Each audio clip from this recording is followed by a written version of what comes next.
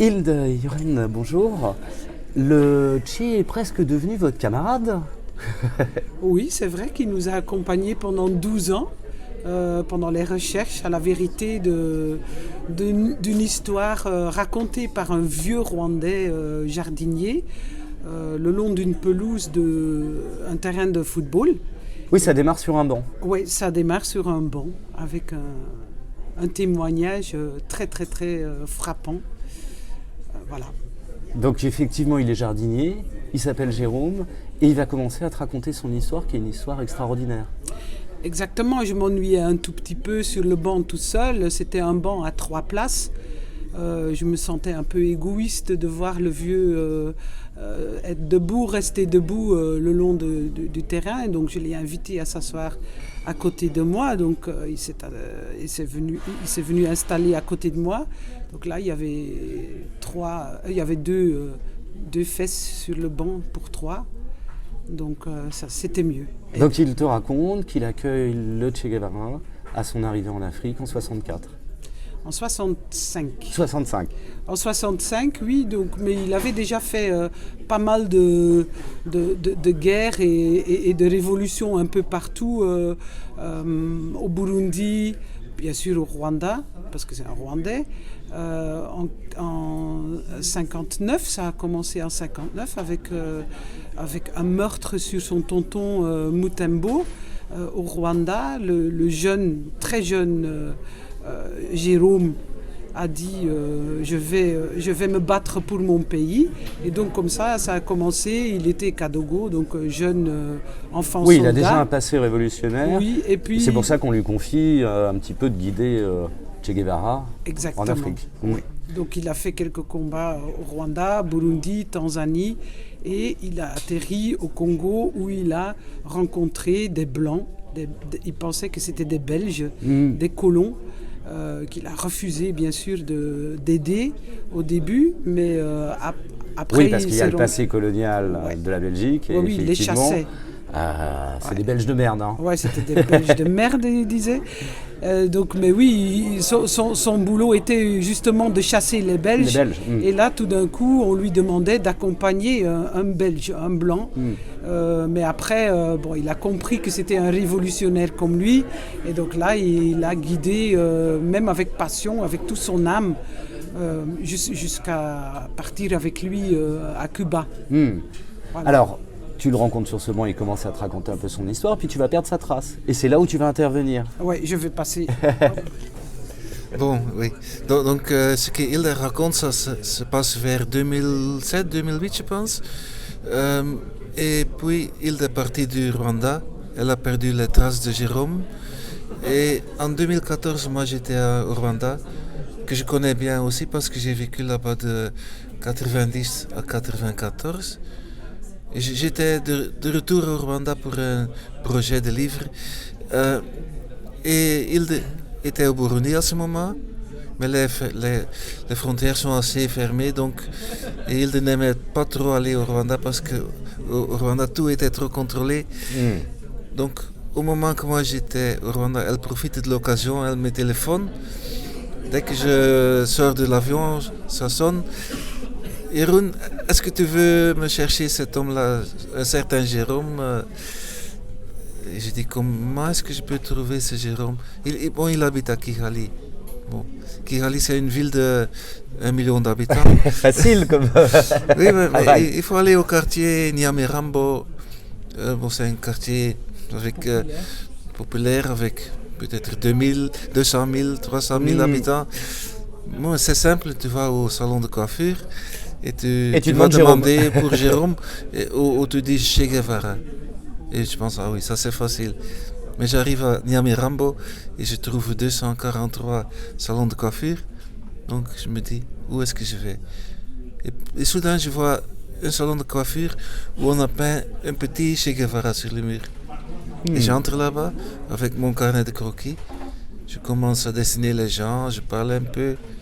Mais finalement, il n'y a personne qui connaît ni Jérôme, ni Che Guevara. Mais tu vas rechercher des gens âgés qui sont susceptibles éventuellement de l'avoir rencontré. Oui, tu lances des pistes en fin de compte. J'ai donné ma carte à quelqu'un qui m'avait l'air assez intelligent. Et quelques jours après, je suis dans le bus pour partir de Kigali et mon téléphone sonne et c'est quelqu'un qui me dit Hola, aquí Jerónimo. Habláis espagnol? En espagnol. Oui. Et c'était Jérôme. Et là, on a fait rendez-vous. Alors ce voyage, parce qu'il y a vraiment un travail journalistique important, finalement, pour rechercher, pour avancer, ça va vous emmener à Cuba, ça va vous faire déplacer, rencontrer les Pères Blancs. Comment vous y êtes pris pour aller à la rencontre de tous ces gens-là? En fait, on n'avait qu'une matière première, c'était l'histoire de Jérôme, son témoignage, avec toutes ses exagérations, avec tout ce qu'il faut. Ah oui, parce qu'il est expressif. Hein, oui, il est très expressif. Et puis, on disait qu'est-ce qui est vrai, qu'est-ce qui n'est pas vrai. Donc, on avait ça dans notre bagage, mais on n'a rien fait d'autre. On a pris la matière première et on est allé vérifier comme ça, à hasard, c'est dit. Et donc il y a une part de chance finalement dans toutes ces rencontres. Oui, c'est ça, beaucoup. Hein.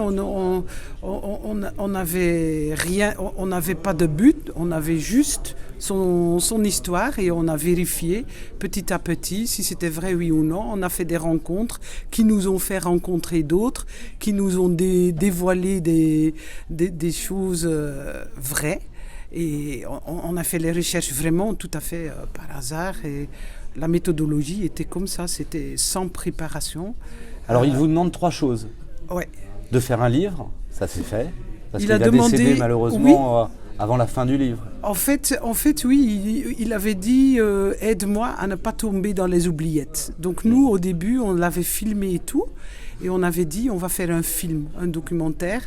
Mais on a vu que c'était beaucoup trop difficile de passer avec les caméras au Rwanda, Burundi.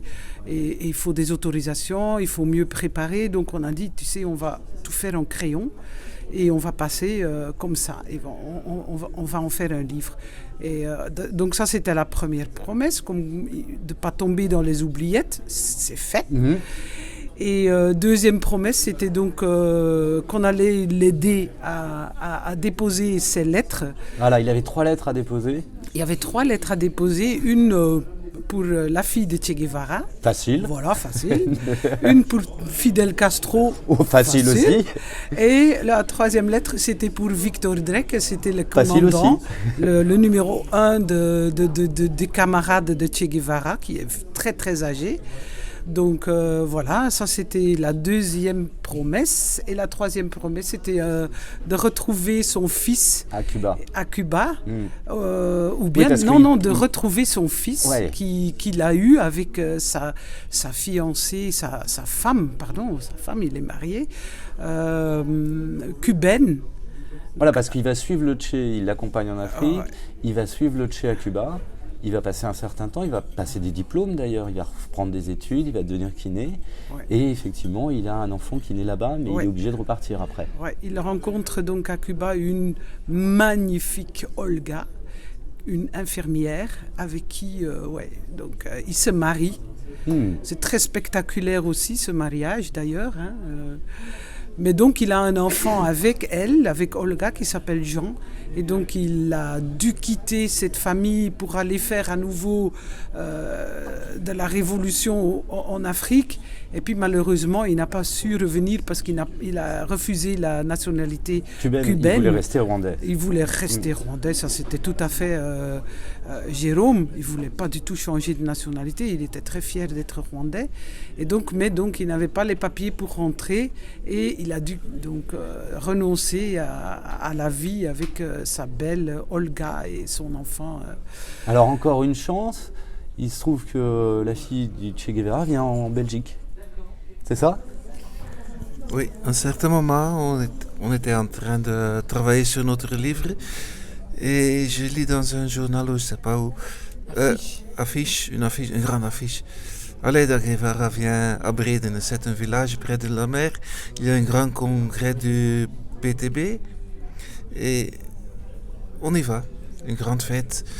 Et bon, d'abord on a fait rendez-vous avec les gens qui organisent et il y a un groupe d'amis de Cuba qui nous a invités pour présenter pas le film mais le trailer la bande-annonce de notre film, qui n'est jamais fini.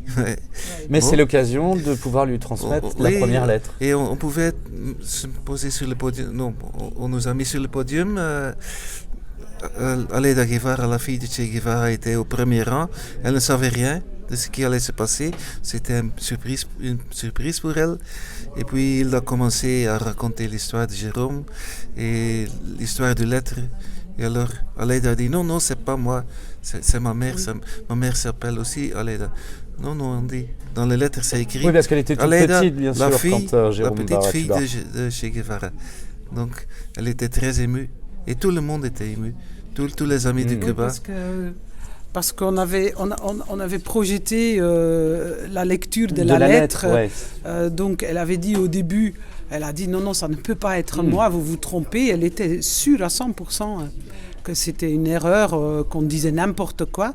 Et puis après, donc, on a projeté, et puis il dit, tu étais une petite fille à cette époque. Et donc là, elle s'est rendue compte que c'était vraiment à elle que la lettre était adressée. Il a lu la lettre. Il a lu la lettre dans le film. Donc le film que Aleida a vu, c'est Jérôme qui était en train de lire la lettre. Et après, vous allez à Cuba et vous allez rencontrer Victor Dréqué. Et finalement, cette histoire, tout ce qu'il vous a raconté était vrai. Oui, c'est là qu'on a vraiment eu la réponse. Parce qu'on ne pouvait pas, nous on n'a jamais douté. Quand tu voyais bien Jérôme, on ne doutait pas du tout parce qu'il ne peut pas inventer tout ça. Mais nos amis, tout le monde doutait. Ils disaient c'est pas vrai. Donc on cherchait vraiment la réponse à Cuba face aux anciens combattants. On a pu organiser une conférence à Cuba grâce à l'ambassade de Belgique à Cuba et l'ambassade de Congo aussi qui nous a aidés. Et bien sûr... bon.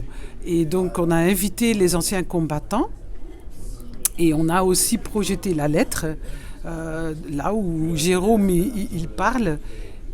Et là, Victor Dréqué, il s'est levé, il a dit tout ce qu'il a dit est vrai, c'est notre camarade. Hommage à lui, il a vraiment fait hommage à lui. Il a dit c'était un super camarade. Et après il nous a invités même chez lui à la maison. Voilà, c'est ça. Il nous a montré les photos avec lui qui tient Jérôme.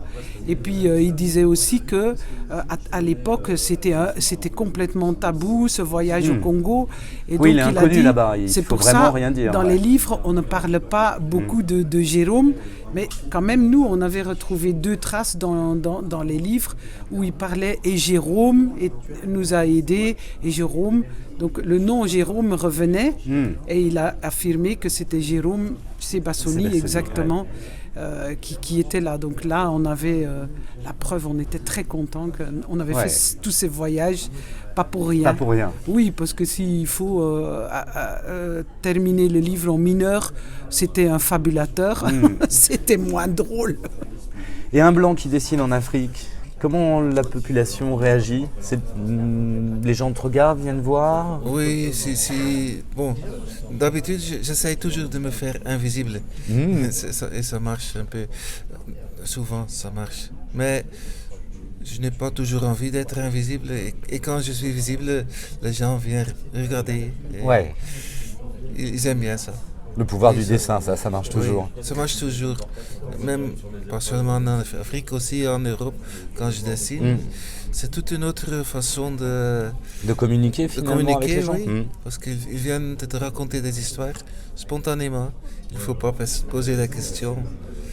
Au niveau technique, il y a à la fois du crayon de couleur, de l'aquarelle ? Oui, la plupart je commence avec le bic. Et quand j'ai le temps, j'ajoute les couleurs avec des crayons, parfois l'aquarelle ou les crayons gras. Je mélange beaucoup de techniques. J'ai quelques techniques très bizarres parfois. Tu dessines in situ ou tu prends des photos et tu travailles après ? Non, je ne prends pas de photos. C'est vraiment sur l'instant. Oui, je dessine ce que je vois. Ouais, ce que tu vois. Ouais. Bon, avant ce projet-là, ça arrivait parfois que je prenais des photos. Mais à un certain moment, je suis arrivé au Rwanda. C'était la même année 2014. Et mon caméra était cassée. Et donc contraint à dessiner sur le vitre. Alors je ne pouvais plus faire de photos. Donc... D'autres conférences prévues là dans les mois à venir? Oui, à Angoulême. On espère vraiment pouvoir présenter les livres à Angoulême et Jeroen y va à Clermont-Ferrand bientôt. Ça c'est pour le futur proche. Et, bon, Clermont-Ferrand, c'est le week-end où notre livre va sortir officiellement dans la librairie, donc je suis très curieux comment ça va marcher, parce qu'ici c'est l'avant-première. Et puis à Angoulême, évidemment.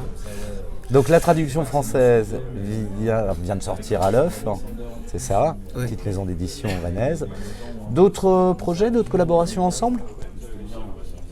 Oui, actuellement, on travaille encore sur une autre version de Jérôme Sebassoni, parce que il y a eu des petites critiques dans les journaux, et il y avait eu, entre autres, il y a quelqu'un qui a dit ok, ça c'est l'investigation pour le trouver, et tout ça. Maintenant que vous connaissez la vérité, est-ce qu'on peut avoir maintenant l'histoire? On veut son histoire avec tout ce que vous n'avez pas dit non. Parce que beaucoup de choses, on n'a pas. Par exemple, l'histoire du mariage et tout ça, ce n'est pas dedans. Ouais. Donc, on travaille maintenant sur une version avec un dessinateur de Bangui, Didier Kassai, et qui fait maintenant vraiment l'histoire de Jérôme. Mais vraiment des planches, la BD classique. Oui, parce que là on est dans du récit illustré, carnet de voyage. Oui, voilà. Et là on retournera dans la bande dessinée plus traditionnelle. On espère que ça va qu'on terminera, parce que c'est très difficile de travailler avec quelqu'un qui est loin aussi, à distance, et qui ne connaît pas non plus vraiment la réalité au Rwanda. Donc, mais Didier Kassai est un très très bon dessinateur, donc on compte sur lui pour rendre hommage encore plus à Jérôme Sebassoni. Voilà, ça c'est notre projet ensemble pour le moment. Ah ben merci beaucoup. Et moi j'ai passé un temps extraordinaire à découvrir son histoire, et j'ai hâte de voir l'adaptation bande dessinée. Merci beaucoup. Merci.